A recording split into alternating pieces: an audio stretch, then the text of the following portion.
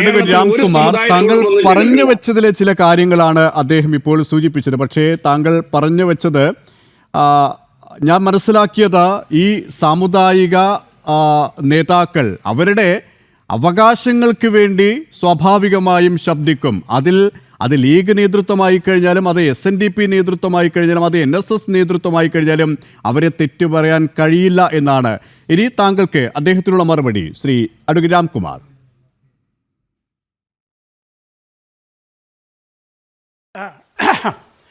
എനിക്ക് ഒരു കാര്യത്തിൽ സന്തോഷമുണ്ട്.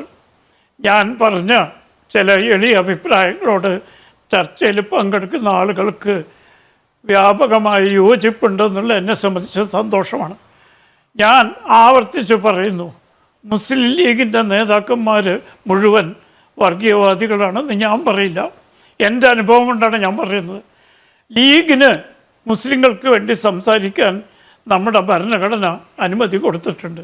പക്ഷേ ലീഗിനൊരു പ്രത്യേകത ഉണ്ട്. ലീഗിൻ്റെ ചിഹ്നം മതചിഹ്നമാണ്. ലീഗിൻ്റെ കൊടി മതത്തിൻ്റെ നിറമാണ്. ലീഗിൻ്റെ അധ്യക്ഷൻ എപ്പോഴും മതമേധാവിയാണ്. ആയിക്കോട്ടെ, തെരഞ്ഞെടുപ്പ് കമ്മീഷൻ അംഗീകരിച്ചെങ്കിൽ അതായിക്കോട്ടെ. പക്ഷേ ഈ സ്വാതന്ത്ര്യം മറ്റ് സമുദായങ്ങൾക്ക് നിഷേധിക്കുന്നത് ന്യായമാണോ? ഹിന്ദുക്കൾക്ക് വേണ്ടി വാദിച്ചാൽ ഉടനെ വർഗീയക്കാരായി. അത് ശരിയാണോ? മുസ്ലിമിന് വേണ്ടി വാദിക്കാം. മുസ്ലിം ഹൈക്കോടതി ജഡ്ജി വേണം, മുസ്ലിം തെരഞ്ഞെടുപ്പ് കമ്മീഷണർ വേണം, മുസ്ലിം കോളേജുകൾ വേണം, മുസ്ലിം ഡോക്ടർമാർ വേണം എന്ന് പറയാതെ അവർക്ക് ആർക്കും വീട്ടിൽ കൊണ്ട് കൊടുക്കാൻ പോകുന്നില്ല. അതവരുടെ ന്യായമായ അതവിടെ നിൽക്കട്ടെ. പക്ഷേ ഈ ഖദർ പകലിട്ട ജിഹാദികൾ ഈ രാജാവിനൊക്കെ രാജഭക്തി കാണിക്കുന്നത് എന്തിനാ? കരിയാവിൽ ഒഴിക്കുന്നവരെന്തിനാ? കാരണം അവരുടെ നിലനിൽപ്പ് ഇന്ന് ലീഗ് എന്നുള്ള ഊന്നുവടിയിലാണ്. ഒരു കാലത്ത് മഹത്തായ പ്രസ്ഥാനം ഇന്ന് ചുരുങ്ങി ഇന്ന് ലീഗിൻ്റെ ഔദാര്യത്തിലാണ് നിലനിൽപ്പ്. എനിക്ക് രാഷ്ട്രീയ പ്രവർത്തനം ഇല്ലാത്തതുകൊണ്ട് ഞാൻ അതിനെപ്പറ്റി പറയുന്നില്ല. നമ്മുടെ വിഷയത്തിൽ നിന്ന് വ്യതിചലിക്കണ്ട. ശ്രീ വെള്ളാപ്പള്ളി നടേശൻ മുസ്ലിം സമുദായത്തെപ്പറ്റി ഒരു വാക്ക് മോശമായി പറഞ്ഞു എന്ന് ഈ ചർച്ചയിലുള്ള ആർക്കെങ്കിലും ചൂണ്ടിക്കാണിക്കാൻ പറ്റുമോ? CPM-നെ വിമർശിച്ചാൽ വർഗീയമാവോ?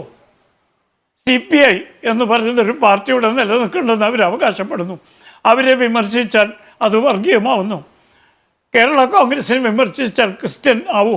അപ്പോൾ ലീഗിനെ പറ്റി വിമർശിച്ചാൽ വർഗീയം എന്ന് തട്ടിപ്പൊളിപ്പൻ വാക്കുകൾ ഉണ്ടാക്കുന്ന ആളുകൾ ലീഗുകാരല്ല. ലീഗിൻ്റെ ഔദാര്യം പറ്റി രാഷ്ട്രീയ പ്രവർത്തനം നടത്തുന്ന താണ നിലവാരം രാഷ്ട്രീയ പ്രവർത്തിക്കുന്ന വിചിത്ര ജീവികളാണ്. അവരെ നമുക്ക് വെറുപ്പിനും കൂടി അർഹതയില്ല. അറപ്പാണ് അവരോട്. അവരെയാണ് വെള്ളാപ്പള്ളി ലക്ഷ്യമിട്ടിട്ടുള്ളത്. അതുകൊണ്ടാണ് അവർ കരികാൽ പ്രയോഗത്തിൻ്റെ ഭാഷ സംസാരിക്കുന്ന ബലഹീനതയല്ല. വാസ്തവത്തിൽ ഇത്തരം ജൽപ്പനങ്ങൾ, ജിഹാദി ജൽപ്പനങ്ങൾ കേരളത്തിലെ പ്രബുദ്ധരായ ജനങ്ങൾ തള്ളിക്കളയും എന്നുള്ളതിന് എനിക്ക് യാതൊരു സംശയവുമില്ല. ഇവരാരും ഒരു ചർച്ചയ്ക്ക് താങ്കൾ ചോദിച്ചതുപോലെ ശ്രീ വെള്ളാപ്പള്ളി കണക്കുകൾ നിരത്തിയില്ലേ? മറുപടിയില്ല. അതിന് പകരം ശ്രീ വെള്ളാപ്പള്ളി വർഗീയം പറഞ്ഞു. ചില ചാനലുകളുടെ ഹെഡിങ് ഞാൻ കണ്ടു, വീണ്ടും വർഗീയത. എന്താണ് വർഗീയത അദ്ദേഹം പറഞ്ഞത്? അദ്ദേഹം പറഞ്ഞത് എൻ്റെ പ്രബല സമുദായം, കേരളത്തിലെ ഏറ്റവും വലിയ സമുദായങ്ങളിൽ ഒന്നായ സമുദായത്തിന് ഒരു ജില്ലയിൽ ഒരു ചിറ്റമ്മ നയം അഭിമുഖീകരിക്കുന്നു. അത് അദ്ദേഹമല്ലാതെ ആരാ പറയുക? നമ്പൂരിമാർ പറയുമോ ഇഴവർക്ക് വേണ്ടി? ഇത് ചെയ്തത് വലിയ പാതകവും വർഗീയവുമായി ചിത്രീകരിക്കുന്ന ലീഗ് നേതാക്കന്മാരല്ല. ഞാൻ ആവർത്തിച്ച് പറയണു, ലീഗിൻ്റെ നക്കാപ്പിച്ച പറ്റി നിലനിൽക്കുന്ന വിചിത്ര ജീവികളാണ് വെള്ളാപ്പള്ളി വർഗീയക്കാരായി ചിത്രീകരിക്കുന്നത് അവരുടെ നേതാക്കന്മാരും. കാരണം അവർക്ക് നിലനിൽപ്പില്ല. പാണക്കാട്ട് തങ്ങളെ സന്തോഷിപ്പിച്ചാലേ രാഷ്ട്രീയ ഭാവി സുരക്ഷിതമാകുള്ളൂ.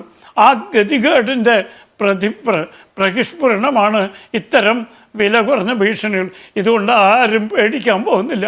ആ യുവ സുഹൃത്തുക്കളുണ്ടല്ലോ, പണ്ട് അടിയന്തരാവസ്ഥ ജനനന്മയ്ക്കെന്ന് എഴുതിയ അതേ രീതിയിൽ ക്രൂഡായിൽ ഒഴിക്കാൻ പോയാൽ പണ്ടത്തെ പോലെ തടി കേടുകൂടാതെ ഒഴിവായി പോരും എന്ന് വിചാരിക്കേണ്ട. അക്കാലം മാറി. ഞാനതാ ഒന്നുകൂടി ആവർത്തിച്ച് പറഞ്ഞു. ഇന്ന് ഭൂരിപക്ഷ സമുദായത്തെ ബത്സിക്കാനും തരം താത്താനും ഇവിടെ കുറേ സാംസ്കാരിക നായകന്മാരും നായകത്തികളുണ്ട്. അവർ വെള്ളാപ്പള്ളി കാര്യമായി ചീത്ത പറഞ്ഞു.